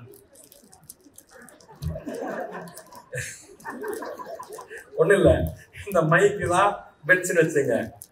நம்மளால வந்த ஷேர் ஆட்டோ தான் இந்த புக்கு இப்படி வந்து நிக்குது. இவ்வளவுதான் கேப் ரெண்டுத்துக்கும். காருக்குள்ள இருக்கிறவனுக்கு உயிரே இல்லை. குலதெய்வத்தை வேண்டிக்கிறான், முன்னோர்களை வேண்டிக்கிறான். இந்த பையன் எங்கேயாவது பேசிட்டு திருப்பிடக்கூடாதுன்னு ஆட்டோக்குள்ள உட்காந்துருக்கிற பென்ஸுக்குள்ள இருக்கிறவங்க இலக்காரமா பாக்குறான். ஏண்டா இந்த அவஸ்தை? எல்லாவற்றையும் உங்களுடையது என்று நீங்கள் நினைக்கிற பொழுது எதுவும் உங்களுடையது இல்லாமல் போகிறது. எதுவும் என்னுடையது இல்லை என்று நீங்கள் நினைக்கிற பொழுது எல்லா மகிழ்ச்சியும் உங்களுடையதாக மாறுகிறது. இதுதான் வாழ்க்கையை சொல்லித் தருகிற மாபெரும் தத்துவம். பதட்டப்படாதீங்க, சந்தோஷமா இருங்க, கோ வித் ஃப்ளோ, அப்படி போங்க அப்படின்னு சொல்றாங்களே எல்லாரும், அது உண்மை. வீட்டுல பெரியவங்கிட்ட கேளுங்க, வாழ்ந்து முடிவு அப்படியே நிறைவா இருக்கிறவங்க கேளுங்க, டே வாழ்க்கை ஒண்ணுமே இல்லடாம்பாங்க. ஆடுற வயசுல ஆடி இருப்பாங்க, ஆனா அந்த ஏஜ் வந்ததுக்கு அப்புறம் இதெல்லாம் ஒண்ணுமே இல்லடாம்பாங்க. இப்ப பணத்தை தூக்கிட்டு போறாங்க, எல்லாம் டான்ஸ் ஆடுறாங்கல்ல. திருவள்ளூர் புத்தக திருவிழால சொன்னேன், அந்த பணம் ஒரு வேலை இருந்துச்சு, ஒரு 2 செகண்ட் பார்த்ததுன்னா அது என்ன நினைக்கும்? நான் ஆடாத ஆட்ட மாட்டேன். ஏடா எனக்கே ஆடுறீங்களாடா, அது நினைக்காது. யோசிச்சு பாருங்க வாழ்க்கையில சார், சிம்பிள். எல்லாத்தையுமே நம்ம மனசுல பாரமா எடுத்துக்கிட்டோம்னா வாழ்க்கை சலிச்சு போயிடும் சார்.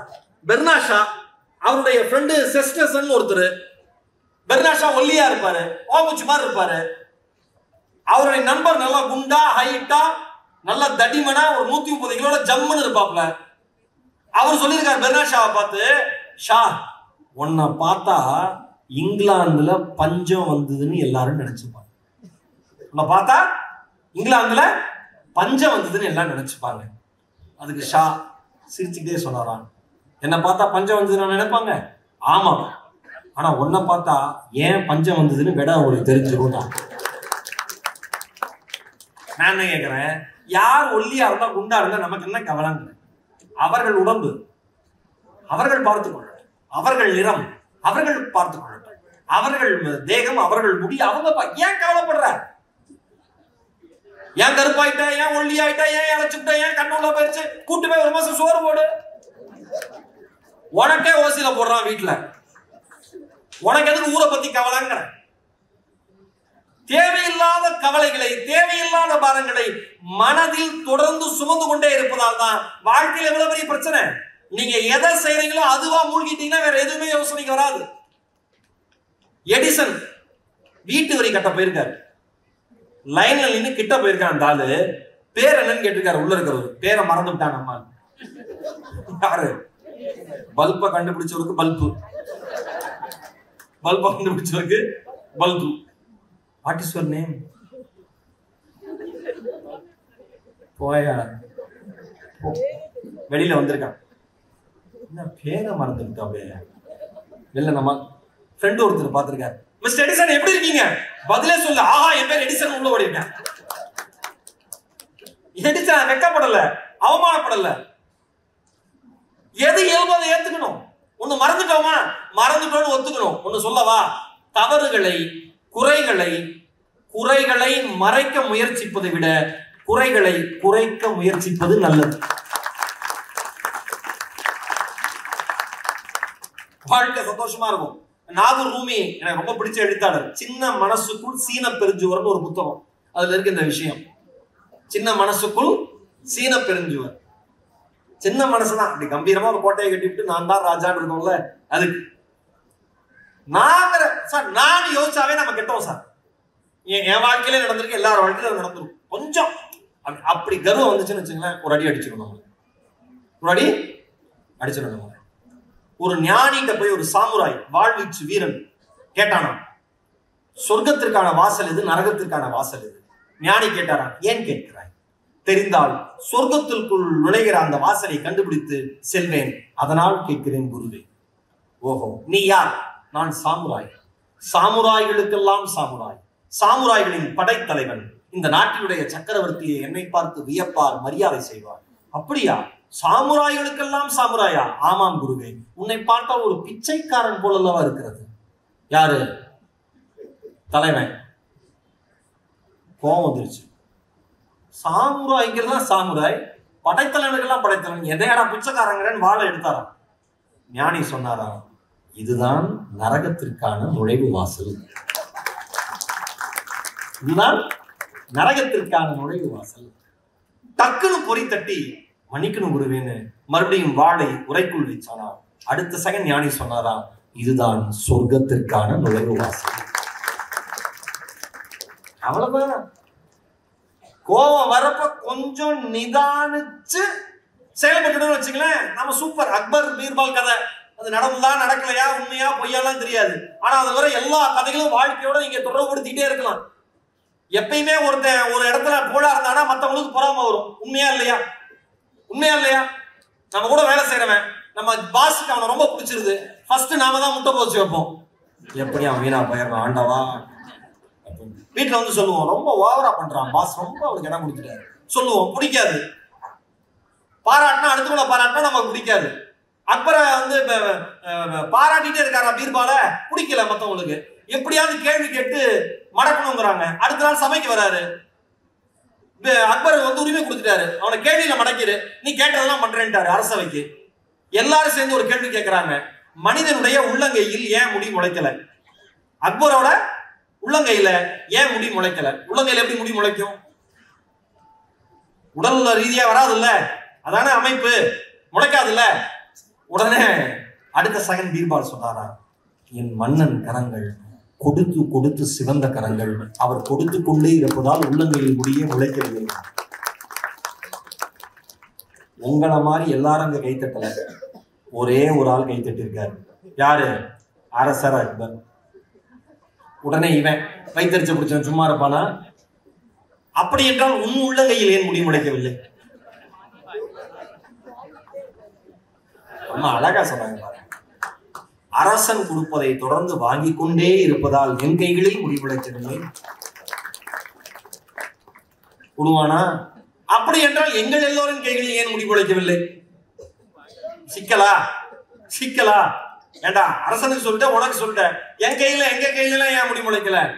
அரசன் எனக்கு அதிகமாக கொடுப்பதை பார்த்து வயிற்றெரிச்சலில் நீங்கள் கைகளை பிசைந்து கொண்டே இருப்பதால் உங்கள் கைகளில் முடி முளைக்கவில்லை. உனக்கு என்ன தேவையில்லாம அரசன் என் மேல பாசமா இருந்தா உனக்கு என்ன சண்டை போடக்கூடாது. அந்த இடத்துல எப்படி சாதுரியமாக நாம் நடந்து கொள்கிறோமோ அதை பொறுத்து நம் வாழ்க்கை அமையும். நபிகள் நாயகம் ஸல்லல்லாஹு அலைஹி வஸல்லம் அவர்கள் சொன்னார், நெருப்பு விறகை தின்று விடுவது போல, நெருப்பு விறகை தின்று விடுவது போல பொறாமை நன்மைகளை தின்று விடும் என்று சொன்னார். நபிகள் நாயகம் ஸல்லல்லாஹு அலைஹி வஸல்லம் அவர்கள் சொன்னார், பொறாமை நன்மைகளை தின்று விடும். அன்பே தவம் ஒரு புத்தகம், விகடன் பிரசுரம், குன்றக்குடி அடிகளார் எழுதின அந்த புத்தகம் அவசியம் எல்லாரும் படிங்க. அன்பே தவம், குன்றக்குடி அடிகளாரோட. அதுல ஒரு கதை எழுதுறார். ஒருத்தன் புத்தரை பார்க்க ஆசைப்படுறான், புத்தரை பார்க்க ஒருத்தன் ஆசைப்படுறான். பக்கத்து ஊருக்கு வந்துட்டாரு கேள்விப்பட்டு பக்கத்து ஊருக்கு புத்தரை பார்க்க போறாங்க. அங்க போனா இப்பதான் புத்தர் போனாருன்னு சொல்றாங்க. உடனே அங்கிருந்து அடுத்த ஊருக்கு போறான், அந்த ஊருக்கு போனா இப்பதான் புத்தர் போனாருங்கிறாங்க. இப்படியே பல்வேறு ஊர்களுக்கு போய் அம்மாட்ட சொல்லாம வீட்டு விட்டு கிளம்பி வந்துட்டா எல்லா ஊருக்கும் போறான், புத்தரை பார்க்கவே முடியல. சோர்வாக திரும்பி வரப்ப ஒரு மூத்த துறவியை சந்திக்கிறான். வணக்கம் சொல்லி, குருவே, புத்தரை தரிசிப்பதற்காக பல ஊர்களுக்கு சென்றேன், எந்த இடத்திலும் புத்தரின் கண்களுக்கு தென்படவில்லை, எங்கு சென்றாலும் இப்பொழுதுதான் போனார் இப்பொழுதுதான் போனார் என்கிற ஒரே வாசகம் மட்டும் என்னை மீண்டும் மீண்டும் வந்தடைந்து கொண்டிருக்கிறது. புத்தரை எப்படி சந்திப்பது? உடனே அவர் கேட்கிறார், நீ எந்த ஊரிலிருந்து வருகிறாய்? இந்த ஊரை சொல்லலாம். அன்னையிடம் சொல்லிவிட்டு வந்தாயா? வரவில்லை. உடனடியாக நீ ஊர் திரும்பு, உடனடியாக நீ ஊர் திரும்பு. திரும்புகிற வழியில் உனக்கு பாக்கியம் இருந்தால் நிச்சயம் புத்தரை சந்திப்பாய். இவன் கேட்கிறான், நான் புத்தரை இதுவரை பார்த்ததே இல்லை. சோசியல் மீடியா இல்லாத ஒரு வரமான காலம் அந்த காலம். நான் புத்தரை இதுவரை பார்த்ததே இல்லை. யார் புத்தர் என எப்படி கண்டுபிடிப்பார்? நீ போகிற வழியில் தலையை நிமிர்ந்து செல்லாமல் தலையை குனிந்தபடியே பார்த்துப்போம். எந்த கால்களில் வலது கால் செருப்பு இடது காலிலும் இடது கால் செருப்பு வலது காலிலும் இருக்கிறதோ அவனே புத்தன், அதுவே புத்தம் போங்கிறார். இவன் போறப்ப அப்படியே பார்த்துட்டே போறான். எல்லார் கால்களையும் செருப்பு சரியா அணிஞ்சிருக்காங்க, சில கால்கள்ல செருப்பே இல்லை. புத்தரை பார்க்கவே முடியல. சோர்வா வீட்டுக்கு போய் கதவை தட்டுறான். பின்பக்கம் கொல்லை பக்கம் நின்றிருந்த அவனுடைய தாய், தோட்ட வேலையில் நின்றிருந்த தாய், மகன் தட்டுகிற சத்தம் கேட்டவுடன் கருவறையில் அவன் எட்டி உதைத்த சத்தம் ஞாபகத்துக்கு வந்து பரபரபரபன ஓடி வந்து, மகனே வந்து விட்டாயா என கட்டி தழுவ நெருங்கி வருகிறாள். பழக்க தோஷத்தில் அந்த ஞானி சொன்னது நினைவுக்கு வந்து தாயினுடைய கால்களை பார்க்கிறான். வலது கால் செருப்பு இடது காலிலும் இடது கால் செருப்பு வலது காலிலும் அந்த தாய் அணிந்திருக்கிறார்.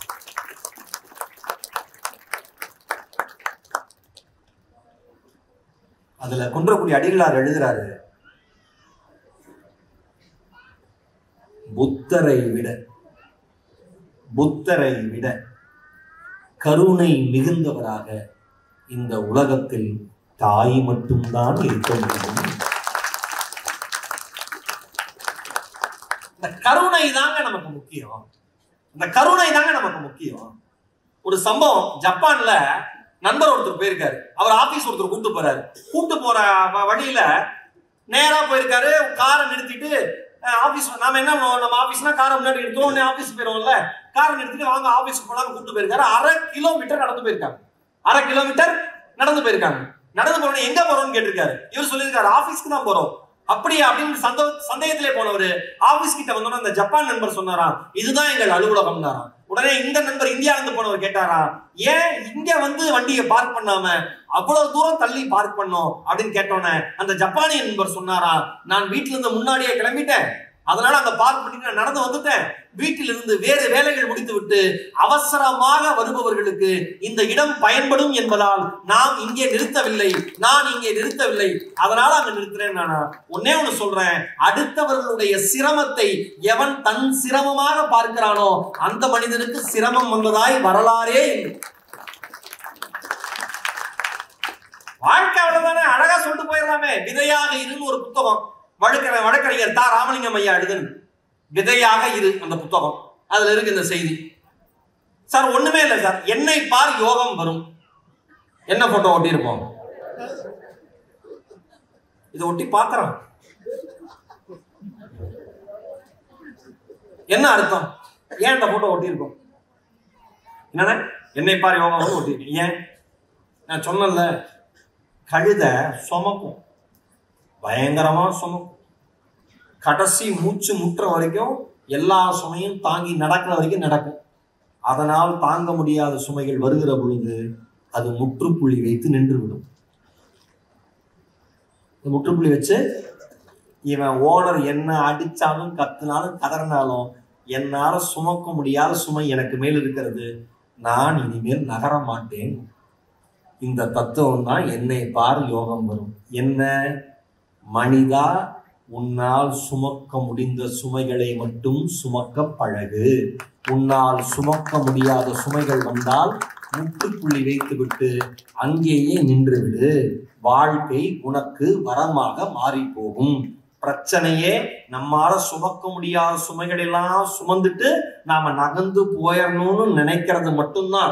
யார் என்ன சொல்லிடுவாங்களோ, இந்த இடத்துல இருட்டா நான் தோத்துட்டேன்னு சொல்லிடுவாங்களோ, இப்ப பிசினஸ் விட்டுட்டா இவன் ஃபெயிலியர்னு சொல்லிடுவாங்களோ, இப்ப நான் ஊரை விட்டு மாத்தி போயிட்டா ஊருக்கு ஓடி போயிட்டான்னு சொல்லிடுவாங்களோ, ஐயோ மத்தவன் என்ன சொல்லிடுவாங்களோன்னு நினைக்கிறவங்கள கவிமணி தேசிக விநாயக பிள்ளை சொன்னார், கொல்லான் என்பர் அதனால் என், புனிதன் என்பர் அதனால் என், கல்லான் என்பர் அதனால் என், கலைஞன் என்பர் அதனால் என், சொல்லா வசைகள் சொல்வர் என், சொல்லா வசைகள் சொன்னால் என், சூழ்ந்து நின்று புகழ்ந்தால் என், எல்லா நாளும் ஒரு நாள் போல் இருக்க வேண்டும் என் மனமே. மற்றவன் பாராட்டுவான், திட்டுவான், சூழ்ந்து நின்று புகழ்வான், படிக்காதவன் சொல்லுவான், எல்லாம் சொல்லுவான். எவனை பத்தியும் கவலைப்படாத, எல்லா நாளும் ஒரு நாள் போல இந்த மனம் வச்சுக்கிச்சுன்னா யாரை பற்றியும் கவலைப்பட வேண்டாம் என்று சொன்னவர் கவிமணி தேசிக விநாயகம் பிள்ளை. தமிழ்ராஜர் ஒருத்தர் கவிதை எழுதுகிறார், புது கவிதை. விரித்து பறக்கும் சிறகுகள் இருந்தால், விரித்து பறக்கும் சிறகுகள் இருந்தால் சரிந்து விழும் பாறைகள் மீதும் அமரலாம். சரிந்து விழும் பாறைகள் மீதும் அமரலாம். எந்த இடம் என்ன நடந்தாலும் இந்த இடத்துல இருந்து என்னால மீண்டு வர முடியும் நீங்க நினைச்சிட்டீங்கன்னா நீங்க நினைச்சது நிச்சயம் நடந்துரும். சரிந்து விழும் என்று சொன்னவுடன் திருவண்ணாமலையில் ஏற்பட்ட மண் சரிவில் இறந்து போன முகங்கள் எனக்கு, பெயர்கள் எனக்கு ஞாபகம் வருகிறது. அதில் கௌதம் என்கிற சிறுவனும் இறந்து போனான். அந்த சிறுவன் ஒரு நாய்க்குட்டியை வளர்த்தான். இறந்து அந்த சரிந்து விழுந்தது, அந்த நாய்க்குட்டி அப்ப வெளில போயிருந்தது. மறுபடியும் வந்து பாக்குறப்ப வீடு இல்ல, சரிந்து விழுந்த பகுதி மட்டும் இருந்துச்சு. அந்த கௌதமை தேடி அந்த நாய், அந்த செல்லமாக வளர்க்கப்பட்ட அந்த நன்றி உடைய ஜீவன் 2 நாட்கள் எந்த உணவும் அருந்தாமல் சரிந்து விழுந்த அந்த மண்ணை சுற்றி சுற்றி வந்தபடியே இருந்தது. நான் ஒன்றை சொல்லவா, உங்களுடன் பழகியவர்கள், உங்களை நம்பியவர்கள், நீங்கள் பார்த்தவர்கள் சரிந்து விழுகிற பொழுது அவர்களுக்காக இறக்கப்படுகிற குணம் நமக்கு இருந்தால் போதும், இறைவன் நிச்சயம் நம்மை ரட்சிப்பார். என் இனிய அன்பு சொந்தங்களே, இன்னும் 1 மணி நேரம் பேசினால் கூட நீங்கள் கேட்டுக்கொண்டே இருப்பீர்கள் போல. ஷாக்கிங் சர்ப்ரைஸ் என்று ஆங்கிலத்தில் வார்த்தை உண்டு. எதிர்பாராததை எதிர்பார்ப்போம் என்று சொல்வார்கள். அதிர்ச்சி, ஆனா ஆனந்த அதிர்ச்சி. இவ்வளவு நேரம் ஆகியும் இவ்வளவு பேரும் அமர்ந்து நின்று கொண்டே கேட்டுக்கொண்டிருப்பது எனக்கு அது ஒரு மகிழ்ச்சியான அதிர்ச்சி தான். இந்த அதிர்ச்சி நான் போகிற எல்லா மேடைகளிலும் கிடைக்க வேண்டும் என்பதை பெரம்பலூர் மக்களாகிய நீங்கள் எனக்கு வரமாக தர வேண்டும். இன்றைக்கு நான் கொடுத்த அந்த தலைப்பு திறந்தே கிடக்குது கதவு. என் அருமை சொந்தங்களே, என் அருமை சொந்தங்களே, நீங்கள் பார்க்கிற முகங்களை பாராட்ட கற்றுக்கொள்ளுங்கள். குடிசையின் முன் திண்ணையில் அமர்ந்து ரொட்டிகளை தின்று கொண்டிருக்கிறாள் சிறுமி ஒருத்தி. குடிசையின் முன் திண்ணையில் அமர்ந்து ரொட்டிகளை தின்று கொண்டிருக்கிறாள் சிறுமி ஒருத்தி. எங்கிருந்தோ பறந்து வந்து அவள் முன் அமர்ந்து கத்துகிறது ஒரு காகம். எதையும் யோசிக்காமல் தன்னிடம் இருக்கிற ஒரே ஒரு ரொட்டி துண்டை வீசுகிறாள் காகத்திடம். கவ்விக்கொண்டு பறந்த பின் காகம் தினமும் அங்கே வருகிறது. தினமும் வருகிறது. ஒரு நாளும் ஏமாற்றம் இல்லை அதற்கு. ஒரு நாளும் ஏமாற்றம் இல்லை அதற்கு. காலந்தோறும் மயிலுக்கு தேவையில்லாத போர்வை தந்தவர்களே வந்து போகிறார்கள். வள்ளலாய் என்று முடிகிறது அந்த கவிதை. நேசன் மகதியுடையது. என் அருமை சொந்தங்களே, உங்களை சுற்றி இருக்கிறவர்களை, அவருடைய இதய கதவுகளை திறந்து வைத்திருப்பவர்களை, பாசத்தை வாரி வாரி வழங்குகிற வள்ளல்களை, சக உயிரினத்திடம் உயிர் நேயம் கொண்டவர்களை, சக மனிதனை மனிதனாய் பார்ப்பவர்களை, யாருக்கோ மனிதநேயம் காட்டாமல் குடும்பத்தில் இருப்பவர்களை மனிதர்களாக மதிக்கிறவர்களை, பழகிய நண்பனை துரோகம் கொண்டு வீழ்த்தாதவர்களை, பழகிய உறவுகளை சந்தர்ப்பம் பார்த்து சாய்க்காதவர்களை நீங்கள் கொண்டாடலாம். ஏனென்றால் அவர்கள் மனிதர்களில் மாணிக்கம். அவர்கள் கதவு என்றும் திறந்தே இருக்கிறது. இங்கே கதவுகள் பூட்டப்பட்டதாய் நாம் நினைக்கிறோம். இந்த கவிதையோடு என் பேச்சை நிறைவு செய்கிறேன். வாழ்க்கை என்கிற தலைப்பு இந்த கவிதைக்கு. எல்லோரும் சாவியை தேடிக்கொண்டிருக்கிறோம். எல்லோரும் சாவியை தேடிக்கொண்டிருக்கிறோம். திறந்தே கிடக்குது கதவு. வாய்ப்பிற்கு நன்றி. வணக்கம்.